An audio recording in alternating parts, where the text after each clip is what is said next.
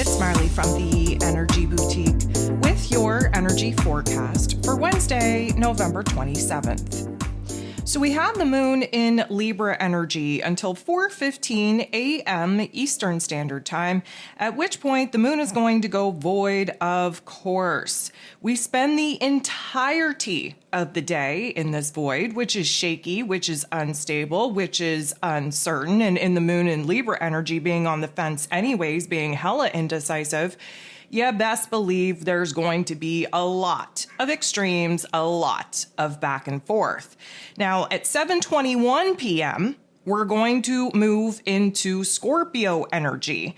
And although that's going to be a welcome sign just to get out of the void, the moon in Scorpio is no joke. And seeing as this is the first time that we've had the moon in Scorpio since Scorpio season, this is likely going to be a little bit of a throwback on what we learned in Scorpio season, the change, the transformation that took place in Scorpio season. And this energy is going to help us further analyze, peel back the layers, so to speak, really kind of focus in on a lot of aha moments. We are understanding a different perspective. We're understanding the highs, the lows, the everything in between. We are now trying to piece it all together. The shift from Libra energy to Scorpio energy is always felt. We're moving out of the high, fluffy vibe, the shallow end of our thoughts and our emotions in that Libra energy, again, trying to find peace, harmony, and contentment. We move into Scorpio energy, we bring up all the feels. We are moving into the deep end of the pool, if you will, where all the thoughts, all the feels are pretty deep, pretty dark, pretty profound, if I do say so myself, because the whole goal of the moon in Scorpio is to make a major change, major transformation in our emotional realm. So there's definitely that going on here today. And of course, we're still adjusting to Mercury now retrograde, so there's a lot of reflection back. This is going to amplify the particular life lessons that we learned, likely the hard way through Scorpio season. But nonetheless, because we're in Sagittarius season now, we're going to be plucking out those silver linings. We're going to be focused on the positives, really understanding that a lot of that funk, a lot of that pain, a lot of that trauma, a lot of that struggle was very much needed in order to land us into this particular position, which of course we're standing in a new power, new version of self, new truth, and preparing to go on new adventures. There are 8 different aspects taking place here today. 5 of them are going to involve the moon. Before we get into any moon aspects, we have the sun shining a very bright light in the Sagittarius energy. Again, trying to focus on the positives, trying to stay optimistic, trying to focus on the greater, grander goal, the greater, grander vision that, of course, we want to manifest. We have the sun in Sagittarius energy, trining beautiful interaction with Mars, the god of war, who, of course, is in the heart and soul of the zodiac in this Leo energy. Side note, the sun, Mars, and the North Node in Aries right now are creating a trine. And this trine is helping us to grow, helping us to move forward in an easier, more graceful transition than nothing else.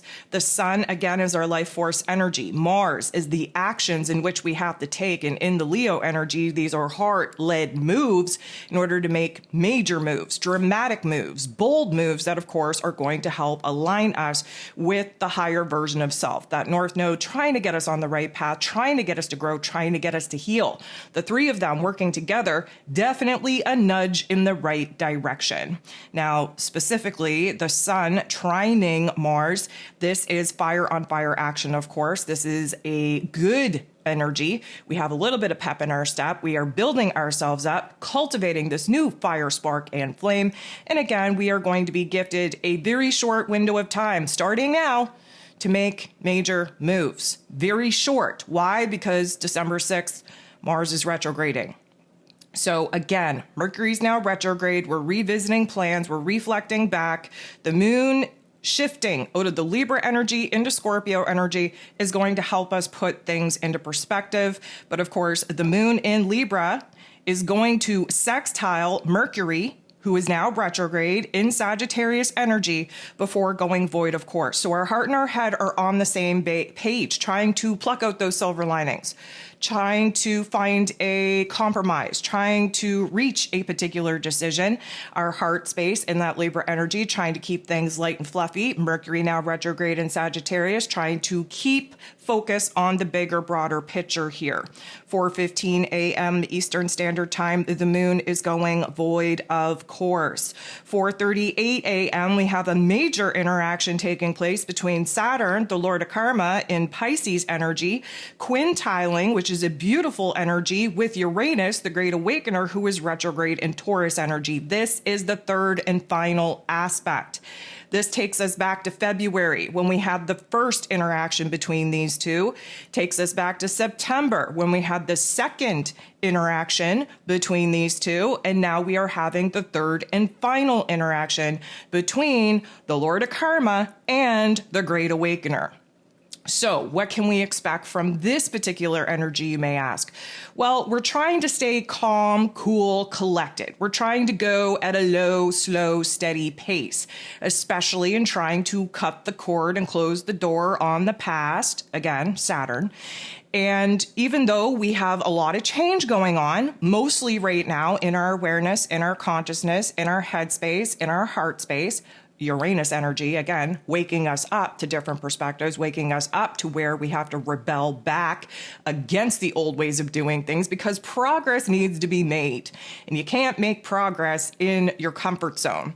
So this is going to highlight for us where it is that we're in an adjustment period and where it is that we have to work a little bit harder to balance the new and the old. Both need our attention. Just as we are closing the door on a particular old aspect, we are opening a new door up to something new.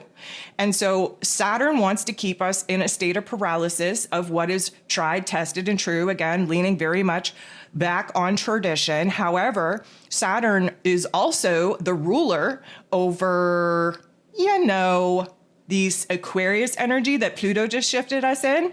Uranus is the modern day ruler of that Aquarius energy. Saturn is the traditional ruler. And here we have these two interacting because Uranus, again, retrograde in Taurus energy, fixed on the old, holding on to the old, attached to the old. Saturn in Pisces energy is trying to dissolve the old so that we can build a brand new structure, a brand new foundation, a brand new realm and reality.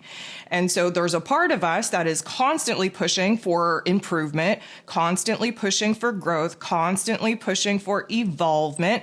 That's the Uranian energy. But because Uranus is retrograde in Taurus energy, it's a very slow process. It's a fixed earth sign. We have to have both feet very stabilized on the ground. Saturn supports that particular energy as well because, again, the waves of Pisces energy pushing us all over the place. And so there is this energy where we're realizing that we're stuck in the gap between what no longer is and what could possibly be. We have the moon in this Libra energy.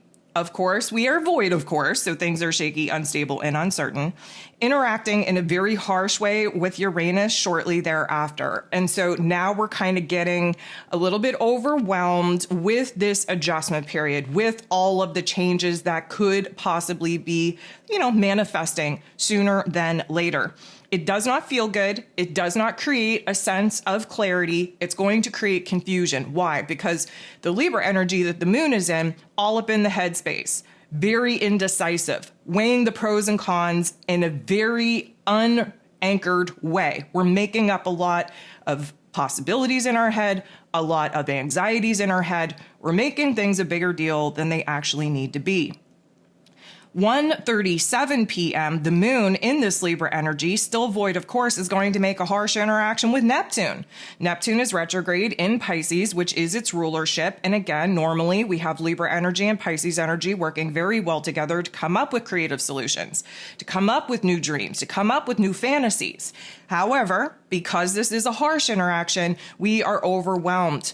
overwhelmed to the point where we do not want to take part in reality. We want to curl up in a ball. We want to live in la la land. We want to tell ourselves that everything is a-okay, everything's going to be just fine. And although that may be true, we are essentially disassociating, disconnecting, detaching from the here and now to live in our headspace, creating anxiety, creating probable situations that are not even probable, and we are creating a lot of worry where there should be this confidence. And so that is not going to feel good. This is going to disconnect us from our intuition. This is going to take us out of our power. Doesn't feel good at all.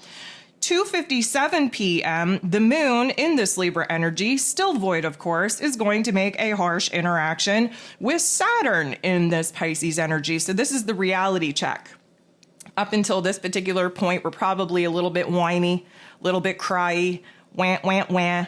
This is the reality check that we need in order to realize where it is that we got to get out of our own head, out of our own emotions, out of our own damn way, and actually come back to reality so that we can figure out what's going on, what needs to go on, and actually do something about it.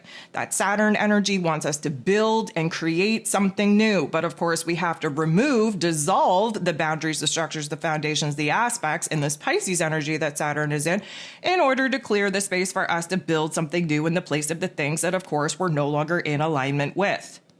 7:21 p.m. The moon shifts into Scorpio energy. Things are going to get intense. We are definitely going to feel that shift out of our headspace into our heart space. If you haven't listened to this week's Ascension forecast, I'm going to recommend you do so because this is a major shift and we are definitely going to feel it, and there's going to be energy manifesting in our physical form due to this energy shift, thus Ascension symptoms. Understand why they're happening. Understand what's going on in your physical body, where the energy is trying to move through your physical body, and the blockages that you have in your physical body due to emotional pain and trauma still stored in your cellular memory. 7:40 p.m., the moon in Scorpio, immediately getting into the boxing ring, squaring off with Pluto, who rules over the Scorpio energy. Pluto is, of course, in Aquarius energy. We get this square because Scorpio energy, Aquarius energy, they're both fixed signs, and fixed signs mean that they are squaring each other. We're going through growing pains. There is a particular, let's call it growth spurt, taking place that the Scorpio energy is still kind of resisting. The Aquarius energy needs us to get over it so that we can free ourselves from the negative narrative, the limiting thoughts, the limiting beliefs, the limiting emotions that are preventing some major progress from being made. Is this going to feel good? Hella no. Okay, Pluto intensifies. He takes us on a trip down the darker part of memory lane. Again, the moon in Scorpio, we need a dramatic flashback to what Scorpio season was in order for us to reframe, again, plucking out those silver linings due to the Sagittarius season that we're now in, to understand why the things had to happen in the way that they did, why they needed to happen in order to put us into this particular position. This is the, let's call it a cleanup crew that, again, still kind of bridging the gap between Scorpio season and Sagittarius season. This is us realizing where it is that there is still darkness, there is still a heaviness, there is still pain and trauma issues that we need to bring into the forefront in order to do something about it, to change it, to transform it, to help it empower us. 11:58 p.m. Eastern Standard Time, we have Venus, the goddess of love, beauty, worth, pleasure, and money, in this Capricorn energy, getting into the boxing ring, squaring off with Chiron, who is retrograde in Aries energy. Again, perfect example, Capricorn energy, Aries energy, they're both cardinal energies, thus the square, thus the growing pain. What is the growing pain, you may ask? Well, first of all, Venus in this Capricorn energy, very focused on her future, very focused on what she has power and control over here in this present moment, what she could technically sacrifice in the short term in order to set herself up for long-term gains, long-term success, where her relationships matters, where her money matters, where her comfort, her joy, her happiness, her pleasure is concerned. But guess what? Chiron, being the wounded healer, being retrograde in this Aries energy needs us to examine the parts of self that are preventing us from aligning with doing what we have to do in order to get from where it is that we're at to where it is that we desire to be. This is not a good interaction. A square brings up all of the doubts, all of the insecurities. Again, we aren't feeling so hot. We aren't feeling so confident. And here's the thing, with this particular interaction, there's an immediate withdrawal of our energy. We are kind of on the defense, if you will. We're in protection mode. We don't want to put ourselves out there. We don't want to be forthcoming with our thoughts, with our ideas, with our emotions, with our feelings. We don't want to be seen at this particular juncture. We want to kind of, again, curl up in a ball, sit with ourselves until we can figure out what to do. We're hella sensitive under this energy. We know that it's not going to take very much from somebody else to say something to set us off. We know that it's not going to take very much disappointment or disruption or delay in our physical realm to set us off. We know that we are going to probably lash out if put in a situation to be triggered. So this is why we withdraw. Now, the energy, not going to be fun. We are going to feel temporarily drained, like there's no F's left to give, like we don't care about anything or anyone. This too shall pass. Let me just remind you, when we reach a particular point such as this, when we're feeling this way, it's because we need to rest, recover, and refuel. And even though we're at the end of our rope, at the end of the breaking point, if you will, sometimes we need to reach this particular point in order for us to pause, step back, do what we got to do to refuel our soul, our spirit. We will become a lot more aligned, a lot more motivated, a lot more open, a lot more stable, a lot more determined once this particular energy passes. Is it fun? No. Is it easy? No. Is it going to lead to some powerful epiphanies? Is it going to lead to the better version of self? 100%. This is a time for us to move inward, to really explore the fears, the doubts, the insecurities, and our issue with vulnerability. Okay, so the Chiron energy wants us to understand that vulnerability is actually a superpower. The Capricorn energy that Venus is in is like vulnerability. No, that is a weakness. Okay, so we have to flip the script. We have to kind of reframe a couple of things. And this particular withdrawal is definitely going to help us do just that.